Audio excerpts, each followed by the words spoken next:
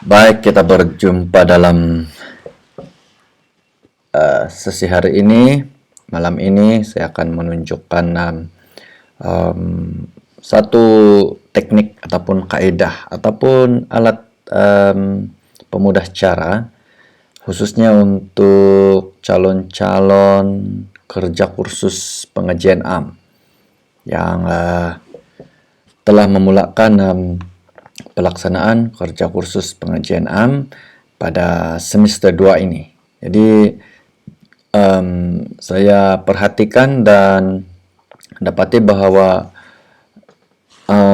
sejak dulu lagi calon-calon kerja kursus ini mengalami kesukaran untuk menyediakan instrumen kajian soal selidik. Ya, jadi pada kali ini saya akan kongsikan satu kaidah yang saya pikirkan ataupun saya ada coba reka bentuk supaya dapat membantu dan memudah cara para calon untuk menyediakan set borang soal selidik dengan lebih cepat dan mungkin tepat, ya. Jadi kita akan tunjukkan template. Saya telah menyediakan templatenya. Ini saya panggil sebagai Sumikap. Sumikap, ya. Sumikap yaitu meliputi sampel kajian, maklumat, apalagi ya, item. K adalah kaidah pengukuran dan analisis data, serta P ini adalah pentadbiran soal selidik. Jadi dalam beberapa menit saya memikirkan cara ini karena melihat kesukaran calon-calon dalam kelas saya umpamanya. Jadi saya namakan ini sebagai aplikasi jadwal Sumikap sebagai alat pemudah cara dalam penyediaan set soal selidik dalam kalangan pelajar tingkatan 6 semester 2 kumpulan Mulberry di Pusat Tingkatan 6 SMK Tambunan, Sabah. Ya, dan kumpulan Mulberry ini sebenarnya adalah gabungan pelajar daripada dua kelas, ya, yang di bawah bimbingan saya. Oke, nama saya Cigu Kombura dan Anda boleh cari di YouTube, ya. Anda boleh type Kombura Channel ataupun Kombura sahaja, maka Anda akan jumpa nama ini. Dan mohon kepada Anda yang belum subscribe, mohon subscribe, ya, bagi menyokong usaha-usaha penambahan ataupun pewujudan ataupun perkongsian bahan-bahan pembelajaran dan pemudah caraan di YouTube channel saya, Kombura Korut Channel. Ini, ya. Oke.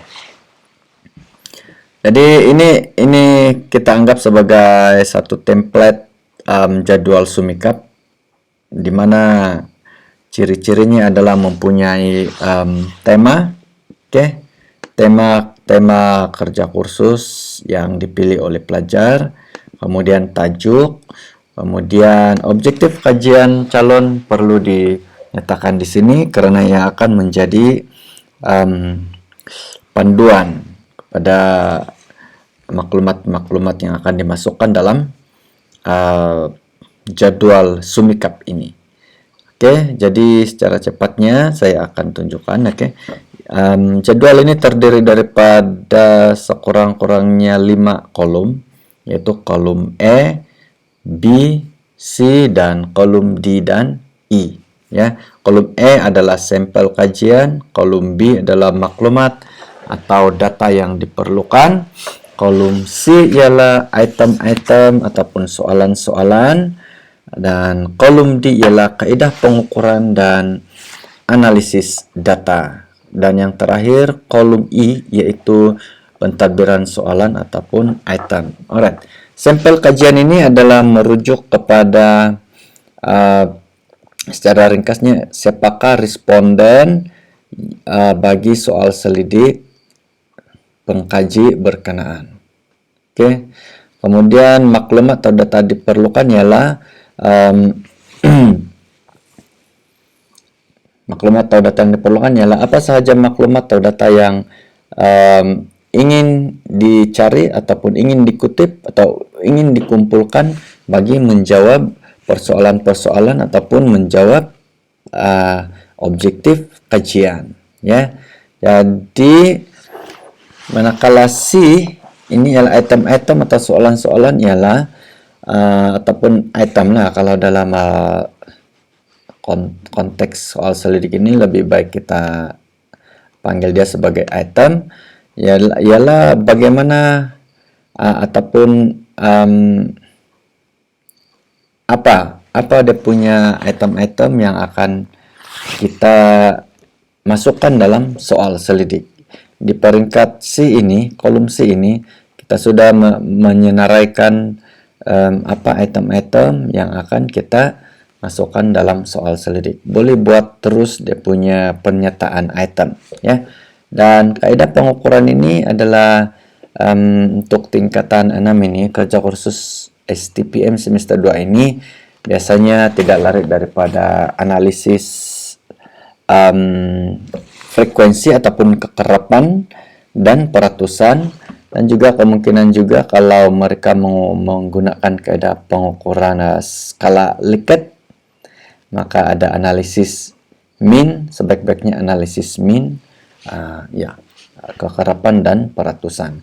Jadi untuk kerja kursus tahun 2021 ini, pelajar ataupun calon-calon saya galakkan untuk menggunakan paling sukar pun kaidah skala Likert dan analisis min, dan juga menggunakan analisis kekerapan dan peratusan. Alright, jadi pentadbiran ini di mana dalam soal selidik ini bagaimana calon menyusun atur ataupun mereka bentuk sistem ataupun struktur dalam set soal selidiknya. Mungkin dia akan mewujudkan bahagian E apa yang disoal, bahagian B apa item-itemnya, dan bahagian C apa item-itemnya, ya, dan seterusnya. Oke, baris ini di sini ada baris 1, baris 2, dan baris 3, ya. Ini baris 3, ini baris 2, dan ini baris 1. Oke, baris ini tidak semestinya 3 baris, ya. Dia adalah fleksibel. Misalnya kalau pengkaji akan mengkaji demografi, maklumat demografi akan dimasukkan di baris 1. Kemudian kalau objektif yang pertama ialah mengenal pasti kita letakkan di baris kedua dan apa item-itemnya. Kemudian baris ketiga mungkin mewakili objektif yang kedua, misalnya mengkaji faktor dan sebagainya. Item ini diletak di sini, dan kalau ada objektif yang ketiga kita boleh tambah dengan baris keempat, ya, tapi dia punya sampel kajian adalah masih sama. Alright, secara cepatnya mari kita lihat contoh yang sudah saya draftkan. Oke, di sini contohnya adalah tema ialah agama dan kepercayaan, dan subtema ialah kesetiaan, dan tajuk ialah kecenderungan memilih pusat tuition after school tutoring dalam kalangan murid sekolah menengah di daerah Tambunan, ya. Dan pengkaji ini adalah salah seorang yang mengikuti tuition di AST ini, jadi dia tidak mempunyai masalah untuk mendapatkan sekurang-kurangnya 30 orang responden dalam kalangan murid sekolah menengah, ya. Sebab itu kita pengkaji meletakkan lokasi kajian sebagai daerah Tambunan, ya. Dan objektifnya adalah yang pertama mengenal pasti subjek yang ditawarkan di pusat tuition AST, ya, ini. Dan yang kedua, mengkaji faktor kecenderungan memilih pusat tuition AST dalam kalangan murid sekolah menengah di daerah Tambunan. Jadi pengkaji telah menggunakan jadwal Sumikap ini, dan kita dapati beliau pengkaji ini dapat menyediakan dengan lebih mudah dan lebih cepat lagi ya. Oke, ini bukan F, ini E, dia auto. Sorry ya. So, ini tadi adalah ruang, gimana mau buat ini? Oke, so. Jadi, sampel kajian bagi pengkaji ini ialah murid-murid yang mengikuti tuition di pusat tuition AST. Inilah sampelnya, subjek kajian yang khusus. Dan bilangan kita sudah tentukan mesti sekurang-kurangnya 30 orang. Dan melihat pemerhatian awal pengkaji ini mendapati bahwa bilangan murid yang mengikuti tuition di AST ini adalah melebihi 30 orang yang terdiri daripada murid sekolah menengah. Oke. Kemudian maklumat data yang diperlukan di sini pengkaji akan menyenaraikan apa maklumat yang diperlukan. Dia bermula daripada yang paling asas. Jadi biasanya yang paling asas itu adalah data-data personal, misalnya jantina, umur, tingkatan dan sebagainya. Dan di sini adalah dia pengkaji memilih maklumat yang relevan sahaja dengan dia punya kajian. Misalnya kalau maklumat tentang pendapatan ini mungkin tidak sesuai sekiranya pengkaji mengkaji tentang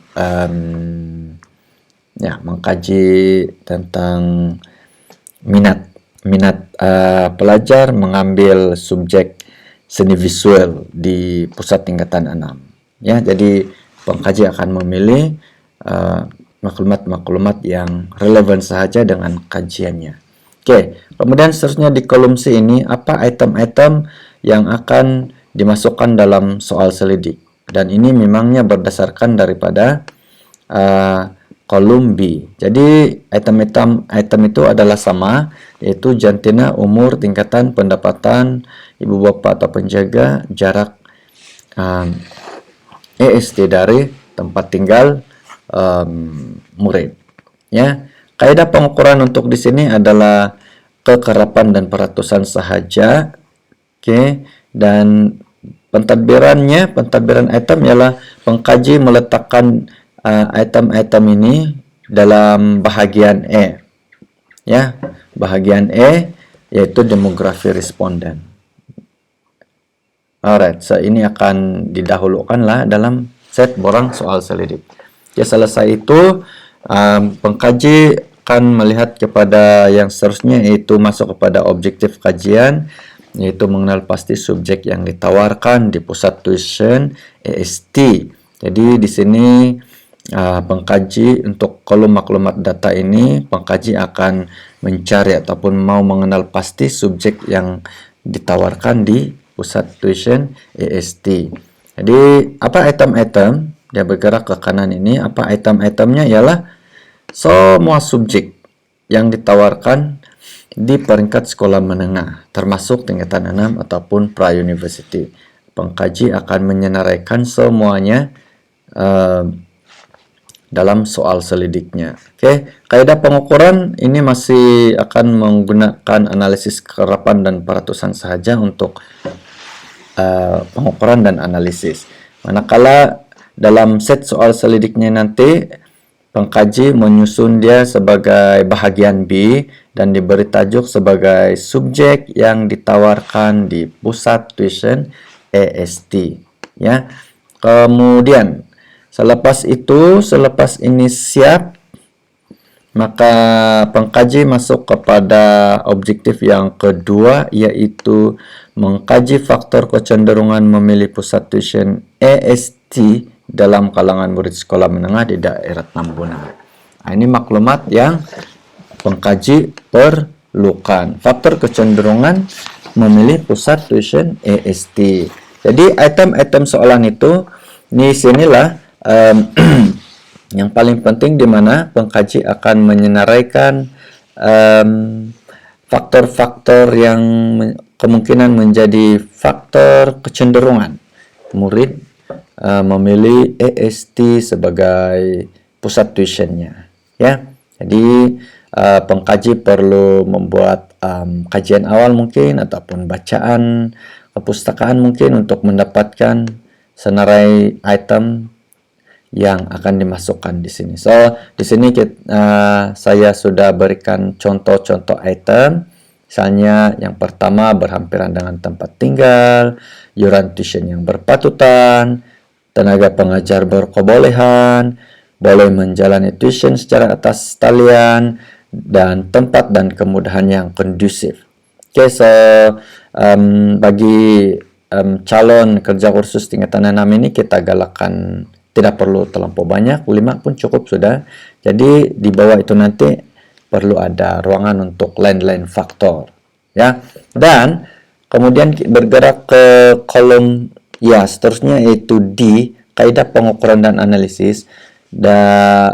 Jadi untuk objektif kedua ini, pengkaji akan menggunakan skala Likert 5 tahap, 5 scales, ya. Dan analisisnya adalah analisis mean. Oke. Dan di bahagian soal selidik itu, set soal selidik, maklumat ini akan dimasukkan di bahagian C, yaitu faktor kecenderungan memilih pusat tuition AST. Alright. Oke. Jadi ini akan memudahkan, jadwal Sumikap ini memudahkan calon untuk mengenal pasti maklumat-maklumat yang perlu pengkaji cari ataupun kumpulkan bagi menjawab persoalan-persoalan dan juga objektif kajian. Jadi selepas pengkaji ini ataupun calon ini melengkapkan jadwal Sumikap ini, maka dia akan beralih kepada pembentukan soal selidik, penyediaan soal selidik, ya. Usai melengkapkan jadwal Sumikap, maka langkah seterusnya ialah memasukkan maklumat C dan I, item-item dan I ke dalam set soal selidik, ya, di atas kertas nanti. Oke, jadi kita tunjukkan contoh yang sudah dibuat oleh pengkaji. Oke, ini secara ringkas saja. So, bahagian E tadi, apa yang ada dalam bahagian E ialah maklumat-maklumat yang diperlukan itu akan disusun dengan mengikut format-format yang paling memudahkan responden lah. Jadi ini contohnya, tadi ada jantina, laki perempuan, umur, tingkatan, pendapatan ibu bapa dan ataupun penjaga, dan jarak dari rumah ke sekolah. Ya, ini dalam bahagian E. So, ini yang masuk sudah kepada aplikasi penyediaan set soal selidik, ya. Oke. Kemudian bahagian B, menurut rancangan pentadbiran pengkaji tadi adalah subjek yang ditawarkan di pusat tuition AST, maka di bahagian B ini akan memasukkan subjek-subjek yang ditawarkan di pusat tuition AST. Sebagai pengkaji akan menyenaraikan di sini semua subjek yang ditawarkan di sekolah menengah dari tingkatan 1 hingga tingkatan 6 atas. Ya, dan selepas itu disenaraikan, pengkaji masih perlu menyediakan ruangan untuk responden menyatakan sekiranya ada subjek lain yang tidak terdapat dalam pilihan di sini. Ada ruangan di sini, ya. Lain-lain jika ada, sila nyatakan, ya. Jadi yang ini responden cuma akan memilih subjek-subjek yang dia ambil di pusat tuition AST. Kemudian Yang seterusnya dalam perancangan pentadbiran set soal selidik, pengkaji tadi meletakkan bahagian C sebagai faktor kecenderungan memilih pusat tujuan EST. Maka itulah yang ada di sini, dan ya ada arahan-arahan yang diberi ataupun panduan menanda, dan inilah dia item-item yang terdapat dalam bahagian C. Ya, belum kena kasih masuk pula. Jadi kita akan masukkan item-item berkenaan. Oke, kita cut and paste sahaja. Oke, berhampiran dengan tempat tinggal kita masukkan. Mohon maaf ada anjing yang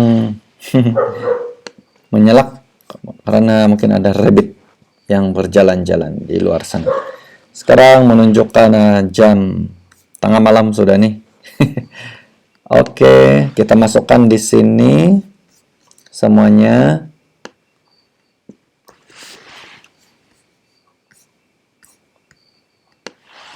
Oke, cukup mudah sudah karena pengkaji telah menulis dengan kira oke lah penyertaannya dalam ruangan C ini.